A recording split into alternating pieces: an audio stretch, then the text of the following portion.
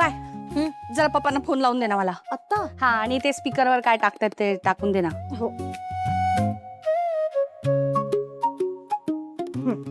लागलं हो.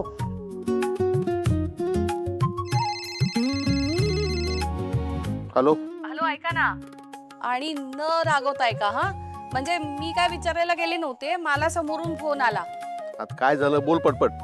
त्या मोरे मावशी आहेत ना पाऊस पडत होता मार्केटमध्ये आपल्याला भेटल्या होत्या त्यांनी आपल्याला छत्री दिली होती आठवल्या का हो समजलं मला काय त्यांचं काय पण बोल ना. हा त्यांची भाची आहे ना तिच्या मुलाचा पहिला वाढदिवस आहे तर खूप मोठी ऑर्डर आहे जेवणाची घेते का विचारतीये ते सगळं बोलायचं सोडून बाकी सगळं बोलत बसले त्यांची छत्री मिळाली का आणि हे झालं का आणि ते झालं का. मी हा बोलू ना अरे पण काय संबंध आहे दोन गोष्टींचा म्हणजे त्यांनी छत्री दिली म्हणून आपण ऑर्डर घ्यायची का. अहो पैसे देणार आहेत व्यवस्थित मला ही ऑर्डर घ्यायची आता नाही म्हणू नका म्हणजे तुझं ठरलंच आहे ना. मी त्यांना सांगितलं की मी यांना विचारून सांगते ठीक आहे माझी एक अट आहे पण बाबा हे सगळं तू एकटीनं करायचं नाही जेवढं झेपेल तेवढंच करायचं.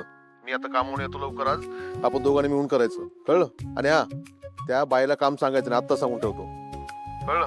आणि हे सगळं जमणार असेल ना तरच ऑर्डर घ्यायची नाही तर अजिबात घ्यायची नाही आत्ता सांगतोय तुला. हा थँक्यू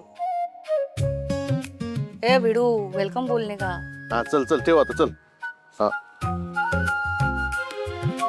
किती गोड आहात ग मम्मी तुम्ही म्हणजे नेहमी नेहमी एकमेकांची काळजी घेता.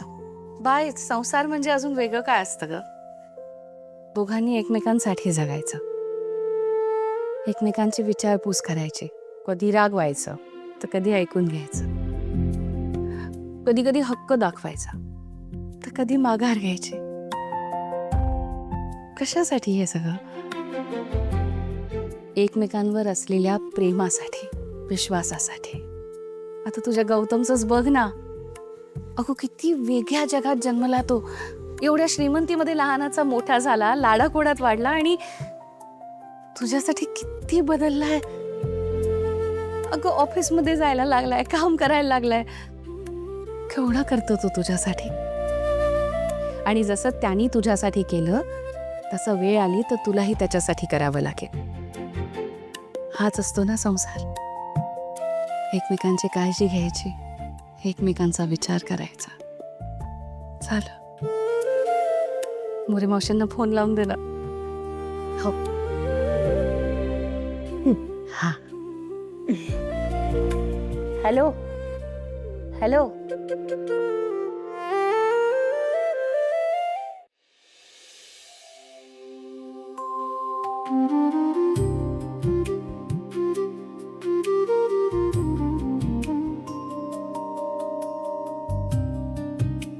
तुझं आवरून झालं असेल तर निघूया नाहीतर परत अडकशील आणि मला पण अडकवशील. तरी पण नूडल्स तुलाच बनवायला लागतील मी नाही बनवणार. एक सेकंड ना झालंच डन.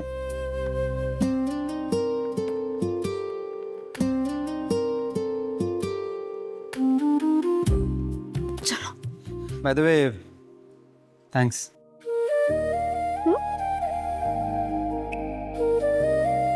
थँक्स. कशाबद्दल. हा म्हणजे मी बऱ्याच अशा गोष्टी करत असते ज्यामुळे तुम्हाला थँक्यू बोलायला पाहिजे पण आत्ता हे थँक्यू कशासाठी. तुला एक शब्द बोलून थांबता येत नाही. कसं दिसेल ते शायनार म्हणजे तू एक शब्द बोलणार थँक्स मग मी एक शब्द बोलणार कशाबद्दल मग तू एक शब्द बोलणार मग मी एक शब्द बोलणार मग तू मी म्हणजे हे असं चालू राहिलं तर आपल्याला कळणारच नाही तू मला थँक्यू का बोलणार ते. सांग ना त्यापेक्षा का बोललास थँक्यू.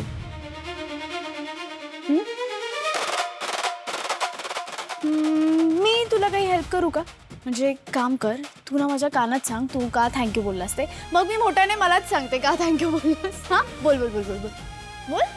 जरा शांत बसशील का तू मला विचार करू देशील. कसला काय बोलायचंय ते. कसं बोलायचं याचा. अरे त्यात काय एवढं पटकन बोलून टाक ना. असं समज की तू फुटबॉल खेळतोय आणि क्रेझी वाला गोल केलायस. हा शाइनर कम ऑन जिंदगी भारी नहीं हल्की होनी चाहिए. दिल की बात जुबां पर लाओ जय मोशाय देखना फिर कितना हल्का लगेगा. बोल ना का थँक्यू बोललास.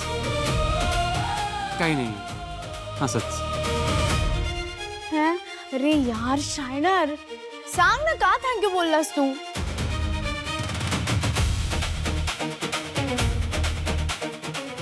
थँक्यू. तुझ्यामुळे मी पहिल्यांदा कोणावर तरी विश्वास ठेवू शकलो.